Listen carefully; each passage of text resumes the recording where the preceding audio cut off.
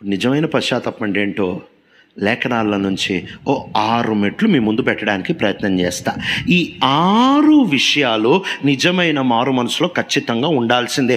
ఈ 6లో ఏ ఒక్కటి లేకపోయినా కూడా అది నిజమైన మారు మనసు కాదు, లేక నిజమైన పశ్చాత్తాపము కాదు. ఈ 6 గనక ఉన్నాయనుకో మాట చెప్పనా, ఇంకొకసారి ఆ పాపం చేయవు. ఈ 6 గనక పరిశుద్ధాత్మ దేవుడు నీలో నుంచి పుట్టించాడు అని అంటే ఇంకోసారి ఆ పాపం జోలు పోవు. దీనికి నిలవెత్తటి నిదర్శనే దావీదు. ఎన్నిసార్లు కేకలేసి చెబుతాము, ఎన్నిసార్లు చక్కగా వింటాం. ఏమని? దావీదు ఒక్కసారే బెత్షెబాతో పాపం చేశాడు, ఇంకెప్పుడు చేయలేదు. బాగుంది. నీ సంగతి చిన్నప్పటి నుంచి అంటున్నా నీ మాట. దావీదు ఒక్కసారి చేశాడు, ఇంకెప్పుడు చేయలే. మరి మనం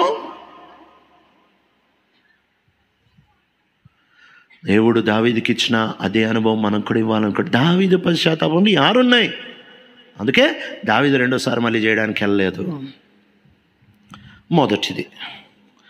మొదటిది నీ పాపాన్ని చూడు, సైట్ ఆఫ్ సిన్. నీ పాపాన్ని గుర్తుపట్టడం నేర్చుకో. లూకా 15లో తప్పిపోయిన కుమారుని ఉపమానము మనకు బాగా తెలుసు.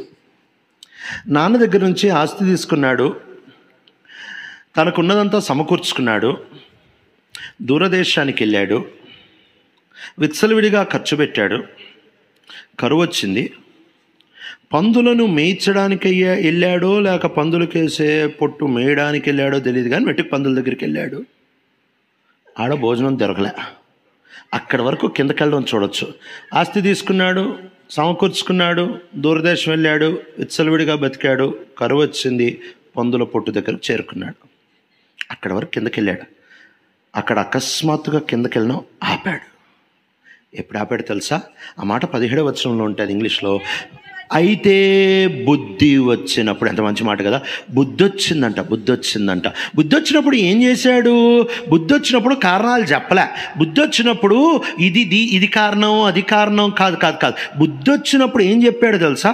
బుద్ధి వచ్చినప్పుడు నేనే కారణం అని ఒప్పుకోవడం మొదలు పెడతా వచ్చాడు. బుద్ధి వచ్చినప్పుడు ఆయన స్థితి ఏంటో చూడగలుగుతా వచ్చాడు. ఆయన అంటున్నాడు, ఇదిగో తండ్రి, ఒక ప్రార్థనని ఆయన రిహార్సల్ చేసుకుంటున్నాడు. ఆయన అంటున్నాడు, తండ్రి నీకు విరోధంగా, పరలోక విరోధంగా నేను పాపం చేశాను. తండ్రి దగ్గరికి వెళ్ళి కారణాలు చెప్పట్లేదు. ఇదిగో ఎందుకు చేశానంటే అన్న దగ్గర నాకు పడట్లేదు, అందుకే వెళ్ళాను.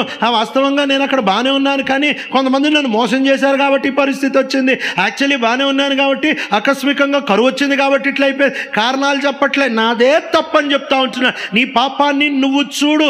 నువ్వు నీ పాపాన్ని కప్పడానికి ప్రయత్నం చేయొద్దు, నీ పాపాన్ని మూయడానికి ప్రయత్నం చేయొద్దు. ఎట్టున్నావో అట్ట నేరుగా ఆయన దగ్గరికి వెళ్ళి నాదే పొరపాటు అని చెప్పడం నేర్చుకో.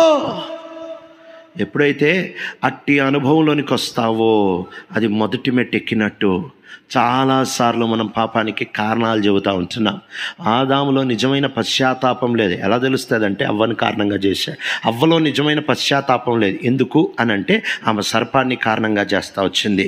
అనన్య సఫైరాల్లో నిజమైన పశ్చాత్తాపం లేదు. ఎందుకు అని అంటే వాళ్ళు కప్పి అబద్ధాలు చెప్పడానికి ప్రయత్నం చేస్తూ వచ్చారు. సౌలులో నిజమైన పశ్చాత్తాపం యొక్క ఆచూకీలు కనపడవు. ఎందుకు అని అంటే ఆయన ఇగో మొత్తం ఏమీ చంపకుండా లేనులే, దాదాపు చంపా, కొంచెమే పెట్టా, కారణాలు చెబుతూ ఉంటున్నాడు.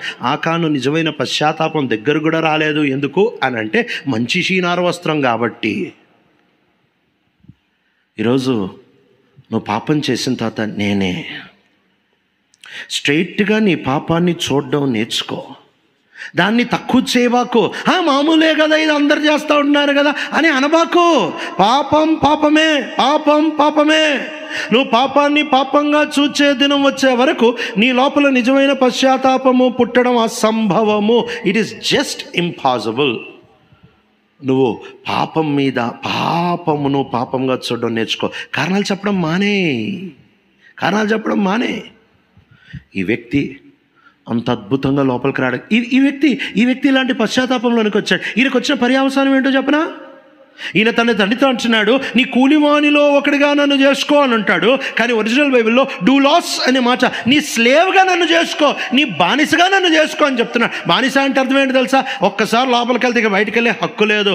అయ్యా ఒక్కసారి నీ ఇంటి లోపలికి వస్తానయ్యా, ఇక ఎప్పుడు బయటకు వెళ్ళను, జీవితాంతం లోపలే బతికిపోతా. ఎప్పుడైతే నీ పాపాన్ని నువ్వు చూసుకుంటావో, ఎప్పుడైతే నాదే తప్పు, నేనే కారణం, నాదే పొరపాటు, మొత్తం కారణం నీ మీద వేసుకో, నాదే అని అంటావు కదా, అప్పుడు నువ్వు లోపలికి వచ్చి ఇంకెన్నడూ బయటకు వెళ్ళవో. కారణాలు చెప్పినప్పుడు మామూలే కదా, ఇది కామనే కదా, అందరు చేస్తున్నారుగా, అందరంతా నేను చేయట్లేగా, మొన్నటికంటే తక్కువే చేసేగా, ఎప్పుడోసారిగా, నీకు విడుదల ఉండదు. నువ్వు మళ్ళీ మళ్ళీ కుక్క వాంతికి తిరిగినట్లు, పంది తిరిగి బురదలోనికి పోయినట్టు కక్కిన అదే పాపాన్ని మళ్ళీ చక్కగా రోడ్డు మీద కక్కిన వాంతిని నాకేసినట్టు క్లీన్గా నాకేస్తావు. నువ్వు గనక నాదే పాపము, నేనే నాదే పొరపాటు అని ఒప్పుకునే మనస్సు లేకపోతే వాంతి నాకేస్తావు. ఈరోజు నీ పాపాన్ని చూడగలుగుతున్నావు. Are you able to see your sin? నీ పాపాన్ని చూడగలుగుతున్నావా? పాపాన్ని చూడడం కాదు, ఇది మొదటి మెట్టు.